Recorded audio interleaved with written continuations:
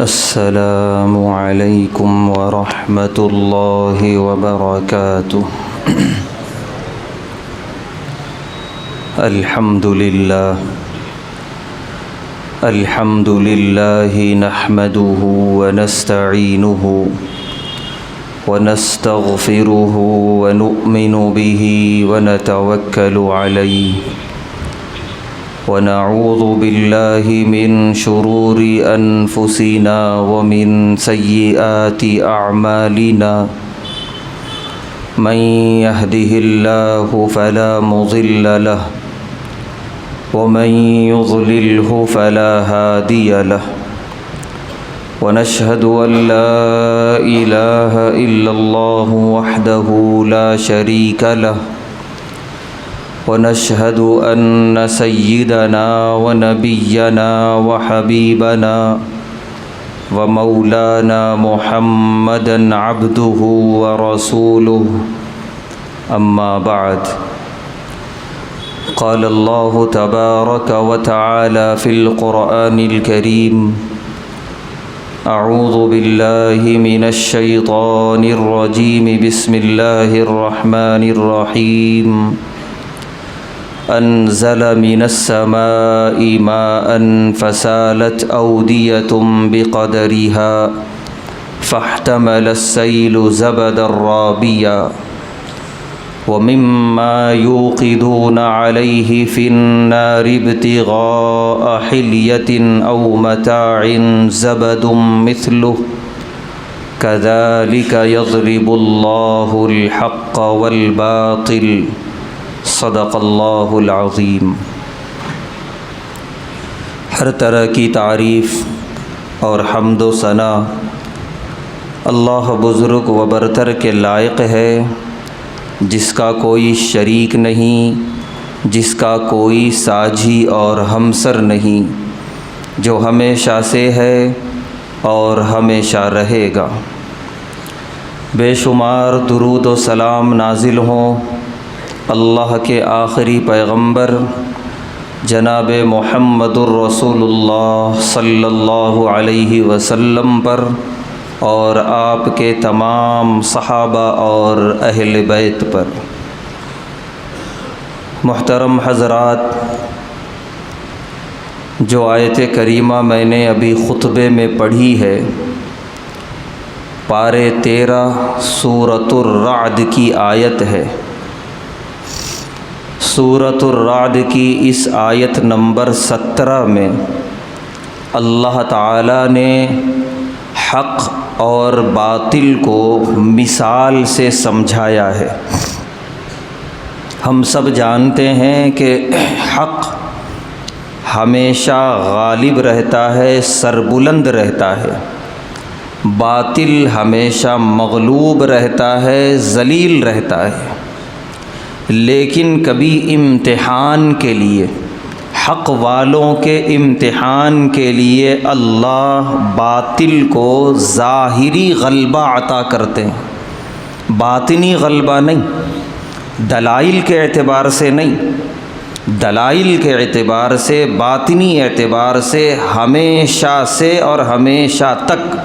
اسلام ہی غالب ہے، حق ہی غالب ہے اور انشاءاللہ رہے گا۔ ظاہری اعتبار سے، دنیاوی نظروں کے اعتبار سے کبھی اللہ باطل کو غلبہ دیتے ہیں، یہ بڑا حق والوں کے لیے امتحان ہو جاتا ہے۔ جو کمزور ہوتے ہیں وہ مرعوب ہو جاتے ہیں باطل سے، اور حق کے تعلق سے بدگمان اور نعوذ باللہ بدظن ہو جاتے ہیں، احساس کمتری کا شکار ہو جاتے ہیں۔ اور جو مضبوط ہوتے ہیں اندر سے، وہی ایسے مرعوبیت کے وقت میں اپنے آپ کو بچا پاتے ہیں، محفوظ رکھتے ہیں مرعوبیت سے۔ اللہ تعالیٰ نے اس آیت میں ایسے لوگوں کے لیے خاص طور سے مثال بیان کی جو کمزور ہیں، ڈاواڈول ہو جاتے ہیں، ذرا سا باطل کو طاقت مل گئی، غلبہ مل گیا تو۔ مثال اللہ نے یہ دی، انزل من السماء ماء، کہ اے مخاطب، اللہ نے آسمان سے بارش نازل کی، فسالت اودیۃ بقدریہا، اور اتنی شدید بارش کے سیلاب آیا، وادیاں بہہ پڑیں۔ فاحتمل السیل زبدا رابیا، اللہ فرما رہے ہیں کہ ان بہتے ہوئے سیلاب پہ نظر ڈالو، سیلاب کے اوپر گندگیاں، خباثتیں اور جو گھاس وغیرہ ہوتے ہیں یہ سب بہتے ہوئے نظر آئیں گے۔ سیلاب ان تمام کو لیتے ہوئے بہتا ہے، اوپر یہ گندگیاں ہیں، یہ خباثتیں ہیں، اور نیچے مضبوط پانی ہے، پانی کا ایک جھونکا ہے، ایک طاقت ہے۔ دوسری مثال اللہ دے رہے ہیں، وَمِمَّا يُوقِدُونَ عَلَيْهِ فِي النَّارِ ابْتِغَاءَ حِلْيَةٍ، کہ تم لوگ جن دھاتوں سے اپنے زیورات بناتے ہو، یعنی سونا اور چاندی، اللہ فرما رہے ہیں زبد مثلہ، یہ بھی جب زمین سے نکلتے ہیں یہ معدنیات تو یہ اتنے چمکدار، اتنے خوشنما نہیں ہوتے جو نظر آتے ہیں، یہ مٹی کے ڈھیلے کی طرح ہوتے ہیں۔ ان کے اوپر بھی گندگی ہوتی ہے، مٹی ہوتی ہے، گرد و غبار ہوتا ہے، پھر انہیں تپایا جاتا ہے، ان پہ محنت ہوتی ہے، پھر اس کے بعد اندر سے جو اصل معدن ہے، سونا یا چاندی، وہ نکھر کے سامنے آتا ہے، پھر وہ خوشنمائی نظر آتی ہے، پھر اس کے بعد اس سے یہ زیورات وغیرہ بنائے جاتے ہیں جسے انسان استعمال کرتے ہیں۔ یہ دو مثالیں اللہ نے بیان کی۔ ان دونوں مثالوں کے بارے میں اللہ آگے فرما رہے ہیں فَأَمَّا الزَّبَدُ فَيَذْهَبُ جُفَاءً، اے مخاطب تم نے دیکھا اور روز دیکھتے ہوگے، سیلاب کے اوپر کی گندگی اور معدنیات کے اوپر کی گندگی یہ سب ختم کر دی جاتی ہے، پھینک دی جاتی ہے، اور وَأَمَّا مَا يَمْكُثُ فِي الْأَرْضِ وَأَمَّا مَا يَنْفَعُ النَّاسَ فَيَمْكُثُ فِي الْأَرْضِ، جو اصل انسانوں کو نفع بخش ہے، انسانوں کو فائدہ پہنچانے والی چیز ہے، وہ اندر چھپی رہتی ہے اور وہ بعد میں نکھر کے سامنے آتی ہے اور وہ ہمیشہ زمین پہ رہتی ہے، اسے بقا ہے، اسے زوال نہیں ہے۔ خباثت تھی، گندگی تھی، اوپر تھی، غالب تھی، یوں نظر آ رہا تھا جیسے اس کے اندر گندگی ہی گندگی ہے، کچھ بھی نہیں ہے،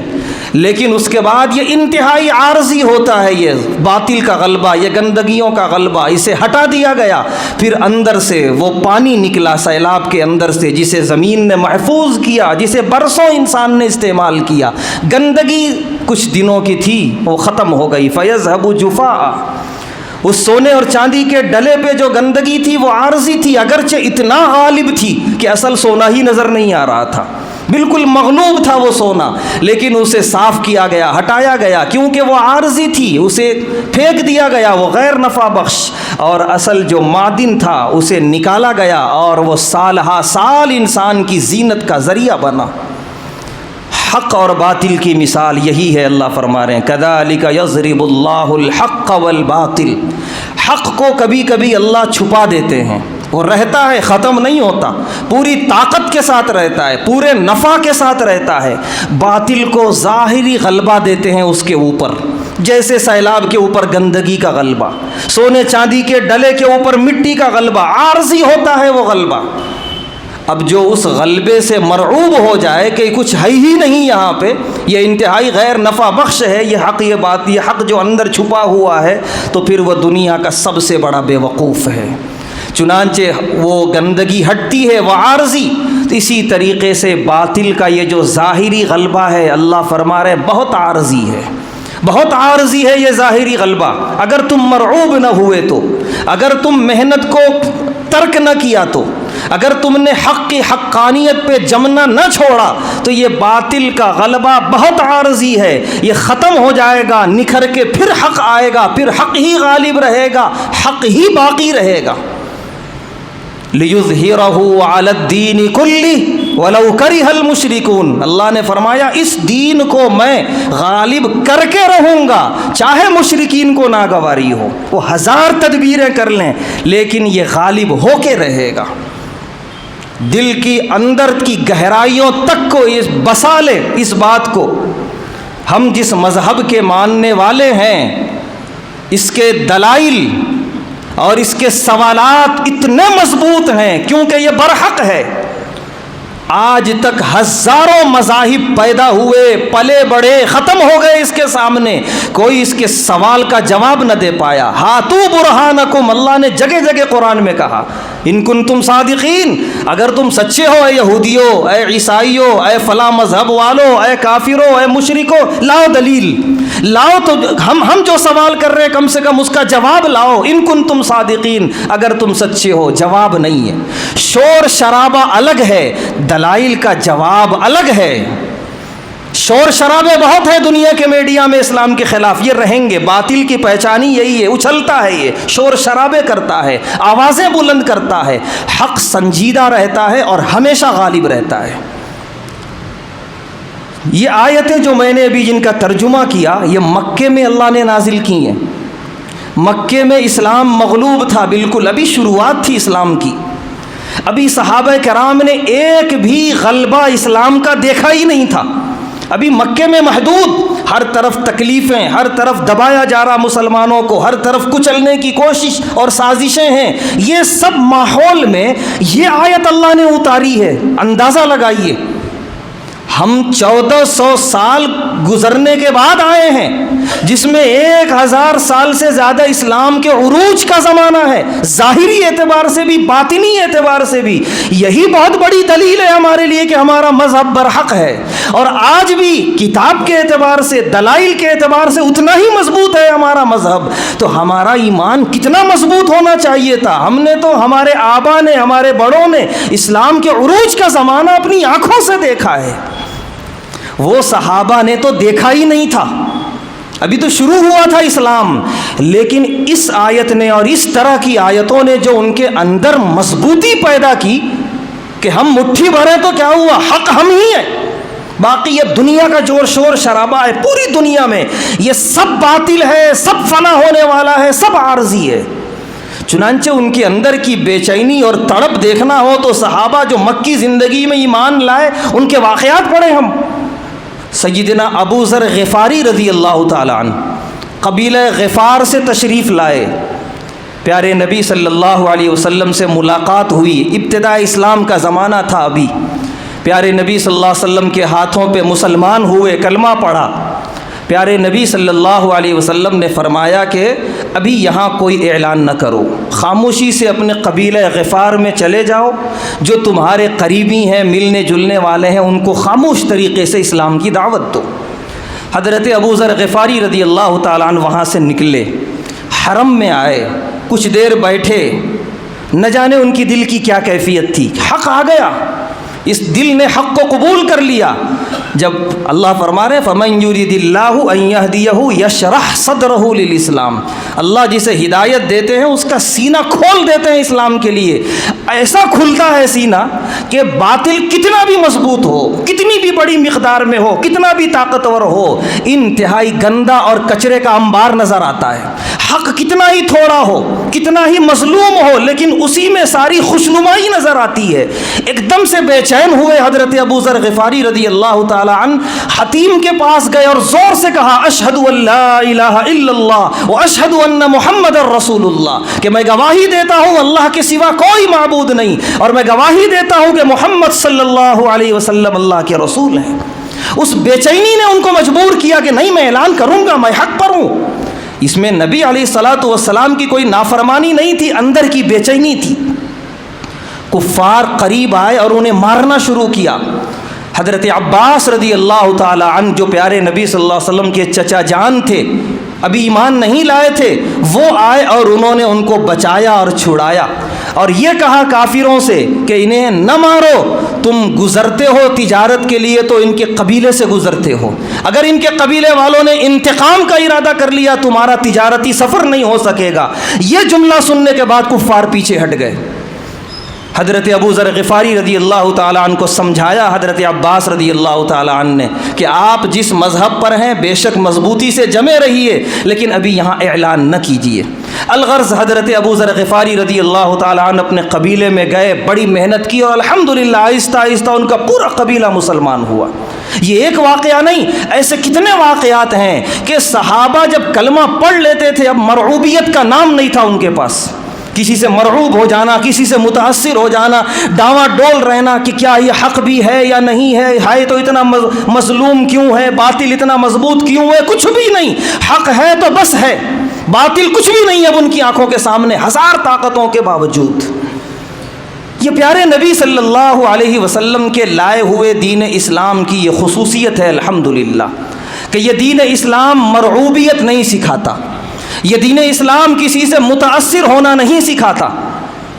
1000 سال سے زیادہ یہ دین اسلام ظاہری اور باطنی دونوں اعتبار سے غالب تھا، لیکن ادھر ہماری کمیوں کی وجہ سے، ہماری کوتاہیوں کی وجہ سے ظاہری اعتبار سے اللہ نے باطل کو غلبہ عنایت فرمایا، صرف ظاہری اعتبار سے کچھ حکمرانی عطا فرما دی، کچھ سلطنتیں عطا فرما دی، بس باطنی اعتبار سے، دلائل کے اعتبار سے آج بھی اسلام اتنا ہی مضبوط دیوار کی طرح کھڑا ہوا ہے، اسے نہ کوئی ہلا سکا، نہ ڈاواں ڈول کر سکا، نہ کر سکتا ہے قیامت تک انشاءاللہ۔ ہم جس دور سے گزر رہے ہیں بڑی مرعوبیت کا دور ہے، بہت شدید ترین ضرورت ہے ہم پہلے اندر سے خود مضبوط ہوں اور اپنی نسلوں کو مضبوط کریں کہ اسلام ظاہری اعتبار سے مغلوب نظر آ رہا ہے، ہماری اپنی کوتاہیوں کی وجہ سے ہم ذلیل کیے جا رہے ہیں، مارے جا رہے ہیں، لیکن اس کا یہ مطلب نہیں کہ اسلام کہیں سے کمزور ہوا ہے۔ ہمیں ضرورت ہے مضبوط ہونے کی اندر سے، اور اسی مضبوطی کے ساتھ حق کو باطل کے درمیان ثابت کرنے کی ضرورت ہے۔ جس طرح سیدنا ابو بکر صدیق رضی اللہ تعالیٰ عنہ نے نعرہ لگایا تھا، پورا عالمی نعرہ تھا، اَيَنْقُصُ الدِّينُ وَأَنَا حَيٌّ، ابو بکر زندہ رہے اور دین میں کوئی کمی کے بارے میں سوچ لے، ہو نہیں سکتا، اور انہوں نے ہونے نہیں دیا، اسی مضبوطی کے ساتھ میدان میں اترے تھے۔ جیسے سیدنا عمر بن خطاب رضی اللہ تعالیٰ عنہ کی بہادری پھیکی پڑ گئی تھی ان کے سامنے کچھ دیر کے لیے، لیکن بعد میں وہ بھی کندھے سے کندھا ملائے اور پوری دنیا میں اسلام کی حقانیت کو ثابت کر کے دکھایا اور بتایا۔ لہذا اس وقت چاہے عالمی منظرنامے پہ ہم نظر ڈالیں یا اپنے ملکی منظرنامے پہ ہم نظر ڈالیں، ایک عجیب مرعوبیت کا دور ہے، ایک عجیب مرعوبیت کا۔ ہماری ایک مظلوم مسجد کو شہید کیا گیا، انتہائی جانبدارانہ ظالمانہ فیصلہ کیا گیا اس مظلوم مسجد کے خلاف۔ اب وہاں چونکہ ظاہری غلبہ اللہ نے باطل کو دیا ہے، اس کا ناجائز استعمال کرتے ہوئے بت خانہ تعمیر ہو رہا ہے۔ دعوتیں مل رہی ہیں بڑے بڑے مسلم لیڈروں کو اس کے افتتاحی تقریب میں آنے کے لیے۔ کچھ مسلم لیڈران ایسے ہیں جن کو لیڈر ماننا یا کہنا بھی غلط ہے، جنہوں نے خوشی خوشی دعوت نامے قبول کیے ہیں اور وہاں جانے کا استقبال کیا ہے، بہت سو نے انکار کیا، لیکن کچھ ایسے بھی آستین کے سانپ ہیں جو قبول کر رہے ہیں، اور عجیب عجیب طرح کی تعویلیں، عجیب عجیب طرح کی باتیں کہ اسی ملک میں رہنا ہے، سیکولرزم ہے تو حسن سلوک ہے تو الا ہے تو بلا ہے، یہ سب مرغوبیت ہے اندر کی۔ ہمیں یہ کہنے کا حق نہیں ہے، لیکن شاید یہ کہنا پڑے گا، اس جیسے لوگ اس زمانے میں ہوتے منافق ہوتے، وہ ابو ذر غفاری کے شاگرد نہ ہوتے، وہ ابو بکر صدیق رضی اللہ عنہم اجمعین کے ماننے والوں میں نہ ہوتے، وہ منافقوں کے سردار عبداللہ بن ابی جیسے لوگوں میں شامل ہوتے۔ اتنے کمزور لوگ جو اتنی سی مرعوبیت پہ مرعوب ہو گئے۔ پورا یقین ہے الحمدللہ، ہماری زندگی مختصر ہے، ہم چلے جائیں گے، آنے والی نسلیں دیکھیں گی وہاں حی علی الصلاح حی علی الفلاح کی صدائیں گونجیں گی۔ ہمیں قرآن کی آیتوں پر یقین ہے، اللہ نے فرمایا یہ جھاگ ہے، یہ اچھلتے ہوئے چمکتے ہوئے، یہ گندگیاں ہیں، یہ تمہاری کچھ کوتاہیوں کی وجہ سے یہ ہوا ہے، تم ذرا سا بدل کے دیکھ لو، وہ جھاگ ابھی ختم ہو جائے گا۔ وہ حق نہیں ہے، وہ باطل ہے۔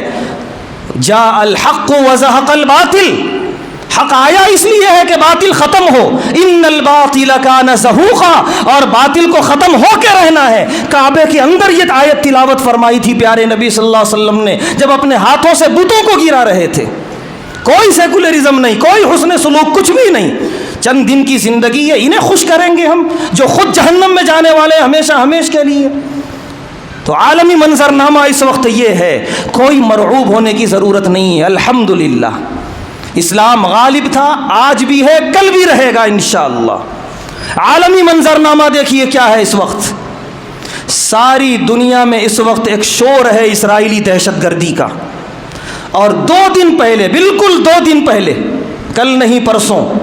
ایک مرکزی مسلم ملک کا ولی عہد یہ بیان دیتا ہے عالمی میڈیا میں کہ اسرائیل ایک حقیقت ہے، ہمیں اسے تسلیم کرنا چاہیے، نعوذ باللہ من ذالک۔ اور جبکہ اب سے نہیں، جب سے جنگ شروع ہوئی ہے اس وقت سے لے کر آج تک کتنے غیر مسلم ممالک ہیں، غیر مسلم، جو یہ کہہ رہے ہیں فلسطین آزاد ریاست ایک حقیقت ہے، انہیں دینا چاہیے۔ شرمندگی کی بات ہے، غیر وہ بات بول رہے ہیں جو حق والوں کو بولنی تھی، اور حق والے وہ بول رہے ہیں جو یہودیوں نے سکھائی ہیں۔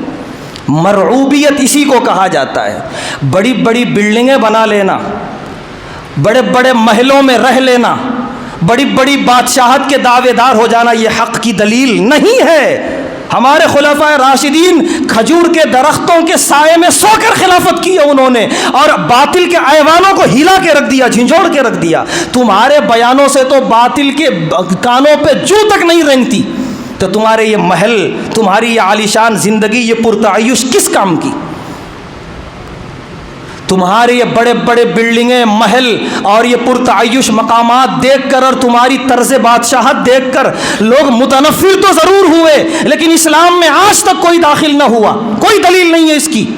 لیکن جب سے جنگ شروع ہوئی ہے فلسطینیوں کی استقامت دیکھ کر کتنے لوگوں نے اسلام قبول کیا، اور سلسلہ ابھی تک جاری ہے۔ صاف دلیل ہے، حق وہ ہے جو فلسطین اور غزہ میں ہے، اور تمہارے محلوں میں جو ہے یہ حق نہیں ہے، نعوذ باللہ، یہ باطل ہے۔ 2 دن پہلے ایسا شرمندہ کرنے والا بیان، ایسی مرعوبیت والا بیان، یہ مرعوبیت، اور مرعوبیت کی انتہا یہ ہے کہ جب ان پر سوالات ہونے لگے یہودیوں اور عیسائیوں کی طرف سے، ان کو دبانے اور مرعوب کرنے کے لیے، ہونا تو یہ چاہیے تھا کہ عمر بن خطاب کی طرح آنکھ میں آنکھ ملا کے بات کرتے، کہ یورپ کا جب نقشہ بنایا گیا تھا اس میں دارالکلاب لکھا تھا حضرت عمر رضی اللہ تعالیٰ عنہ نے، کتوں کے رہنے کی جگہ۔ اعتراض کیا تھا اس وقت کا جو یورپ تھا وہاں کے لوگوں نے، اس کا نام تم نے عربی میں یہ دارالکلاب کیوں رکھا؟ حضرت عمر بن خطاب رضی اللہ تعالیٰ عنہ نے فرمایا، میرے محبوب کی تعلیم سے ہٹ کر جو تم زندگی گزار رہے ہو وہ کتوں والی ہے۔ یہ تھا آنکھ میں آنکھ ملا کے بات کرنا، اور اس کے بعد ہی انہوں نے فیصلہ کیا تھا ہمارا کیلنڈر الگ ہوگا، ہماری ہجری الگ ہوگی، ہمیں ان کی تاریخ کی کوئی ضرورت نہیں ہے، بالکل کوئی مرعوبیت نہیں۔ حضرت عمر بن خطاب رضی اللہ تعالیٰ عنہ، اور وہی نہیں، ان کے بعد بھی جتنے خلفاء آئے اسی اپنے رعب کے ساتھ رہے، وہ مرعوب نہیں تھے یورپ سے اور یہود و نصارہ سے، لیکن اس وقت ان لوگوں نے ایسا دبایا، نتیجہ یہ ہوا کہ اسی مرعوبیت کی یہ دین ہے کہ کچھ روز پہلے ایک غیر مسلم خاتون مدینۃ المنورہ کے شہر میں بلا محابہ گھوم رہی ہے۔ اب جو ہے تعویلات شروع ہو گئیں، چاہے وہ کوئی بھی ہو تعویل کرنے والے۔ نبی صلی اللہ علیہ وسلم کے زمانے میں بھی یہودی رہتے تھے، بے شک رہتے تھے، لیکن کیا کبھی راضی تھے نبی ان کے رہنے پر؟ پہلے بنو نذیر کو بھگایا، پھر بعد میں بنو قریظہ کو کھدیڑا، اور جا کر ان لوگوں نے پناہ لی خیبر میں، وہ بھی بڑی منت سماجت کے بعد، جزیہ وزیہ کی بات آئی ٹیکس دینے کی، تب پھر بھی نبی صلی اللہ علیہ وسلم نے فرمایا تھا یہاں بھی تمہارا ہمیشہ رہنا نہیں ہوگا، ہم جب چاہیں گے یہاں سے بھی بھگائیں گے۔ اور سیدنا عمر بن خطاب رضی اللہ تعالیٰ نے اپنے دور خلافت میں وہاں سے بھی بھگایا، حالانکہ 1000 منت سماجت کر رہے تھے یہ لوگ، لیکن اس کے باوجود بھگایا کہ تم جزیرۃ العرب میں رہنے کے لائق نہیں ہو۔ یہ سارا واقعہ کیوں نہیں بتایا جاتا؟ بس یہ کہ نبی علیہ الصلوۃ والسلام کے زمانے میں یہودی تھے، لہذا ایک غیر مسلم خاتون اگر داخل ہو کے بے محابہ گھوم لی تو کیا ہو گیا؟ ہوا کیا وہ تو تم جانو، ہمارے ایمان میں تو کوئی تسلسل نہیں آیا الحمدللہ، لیکن تم نے بتا دیا کتنے مرعوب ہو تم یہود و نصارہ سے۔ باتیں بہت ہو جائیں گی اگر آگے نکلیں گی، تو قرآن و حدیث اور توحید کے دعوے کرنے والے اتنے مرعوب نہیں ہوتے میرے بھائی۔ یہ توحید اندر سے انسان کو مضبوط کرتی ہے، نہ یہ کہ مرعوب کرتی ہے۔ یہ کون سی تو توحید کے دعوے دار بنے ہوئے ہو کہ ایمان اللہ پر ایک قبلہ یہود و نصارہ کی طرف بنائے ہوئے ہو، نعوذ باللہ من ذالک۔ جہاں پر لگا ہوا تھا صاف کہ یہاں سے مدینۃ المنورہ کی سرحد شروع ہو رہی ہے، اب یہاں سے جو غیر مسلم ہے اپنا راستہ بدلیں، ادھر سے سیدھا مسلمان جائیں گے، وہ پورا کا پورا بینر ہی ہٹا دیا گیا، صرف اتنا لکھا ہوا ہے بدایت الحرم، یہاں سے حرم کی شروعات ہے، کون کدھر جائے گا وہ سارا قصہ ختم۔ یہ مرعوبیت ہے، مرعوبیت، اللہ بچائے ایسی مرعوبیت سے۔ ایسی مرعوبیت کے ساتھ جینے سے اچھا ہے آدمی مر جائے۔ ایک خودداری ہوتی ہے آدمی کا اپنا خاندانی ایک خودداری ہوتی ہے، اس کو باقی رکھنے کے لیے مرنے کو تیار ہو جاتا ہے۔ یہ تو اسلامی غیرت ہے، اس سے بڑی کوئی غیرت و حمیت ہو ہی نہیں سکتی۔ اتنا انہوں نے دباؤ ڈالا یہود و نصارہ نے کہ تم اپنے ملکوں میں مجرموں کو بہت سخت سزائیں دیتے ہو. جو اسلامی سزائیں ہیں، چوری کی سزا، بدکاری کی سزا، ڈکیتی کی سزا، یہ ساری سزائیں دی جاتی تھیں. اتنا سوال کیا، ہونا تو یہ چاہیے تھا ان حکمرانوں کو کہ آنکھ سے آنکھ ملا کے بات کرتے اور بتاتے کہ دیکھو ہمارے پاس سزائیں ہیں تو ہمارے پاس جرائم کی شرح 0% ہے، 1% نہیں ہے. اور تم ذرا کمزور ہو، لچک رکھتے ہو. دیکھو دن دہاڑے نہ عورتوں کی عزت محفوظ ہے، نہ لوگوں کا مال محفوظ ہے تمہارے ملکوں میں، نہ سڑکیں محفوظ ہیں، نہ گلیاں، نہ بند گھر محفوظ ہے. آنکھ میں آنکھ ملا کے بات کرتے. لیکن یہ تو نہ ہوا. یہ ضرور ہوا کہ جہاں اسلامی سزائیں دی جاتی تھیں وہاں تالے لٹکا دیے گئے اور لچک پیدا کر دی گئی. قوانین میں ایسی ترمیم ہوئی کہ جتنے پردہ کے قانون ہیں اسلام کے وہ سب کی دھجیاں اڑا کے رکھ دی گئیں. اور بے محابہ کوئی بھی جوڑا غیر شادی شدہ وہاں بے محابہ گھوم سکتا ہے وہاں کی سڑکوں پہ، گلیوں میں بغیر پردگی کے ساتھ. یعنی وہاں کی گلیوں میں اور یورپ کی گلیوں میں کوئی فرق نہ رہا، کوئی دشمنی نہیں، نہ ہمارے دل میں کوئی ایسی نفرت ہے اور نہ ہوگی. بس یہ ہے کہ اسلام کی ایسی یہود و نصارہ کی ایسی مرعوبیت دلوں میں آ گئی ہے، یہ اسلام نے نہیں سکھایا تھا. لہذا اس مرعوبیت کو آشکارا کرنا ضروری ہے اور اپنے آنے والی نسلوں کو بتانا ضروری ہے کہ اس مرعوبیت کے ساتھ جینا ہمیں نہ اللہ نے سکھایا نہ اللہ کے رسول صلی اللہ علیہ وسلم نے. ہزاروں ایسے واقعات ہیں جس سے صاف ظاہر ہوتا ہے کہ یہ لوگ جب بات آئی اسلام کی اور حقانیت کی تو ٹس سے مس ہونے تیار نہیں ہوئے ہمارے خلفائے راشدین اور ہمارے صحابہ. تو لہذا سورہ رعد کی آیت نمبر 17 میں اللہ نے جو بتایا ہے کہ یہ باطل ہے، چاہے جتنا بھی تمہیں غالب نظر آئے، کتنا بھی طاقتور نظر آئے، یہ پانی کے جھاگ کی طرح، یہ چلا جائے گا، ایک دن ختم ہو جائے گا. رہ جائے گا جو حق ہے وہی. تو جو حق پر قائم تھے وہی باقی رہیں گے، جو باطل سے مرعوب ہو گئے تھے وہ باطل کے جھاگ کے ساتھ وہ بھی ختم کر دیے جائیں گے. اللہ تبارک و تعالیٰ سے دعا ہے اللہ تبارک و تعالیٰ ہم تمام کو صحیح اسلامی سمجھ عطا فرمائے اور غیروں کے طریقوں سے مرعوب ہو کر زندگی گزارنے سے ہم سب کی حفاظت فرمائے. وآخر دعوانا الحمد للہ رب العالمین.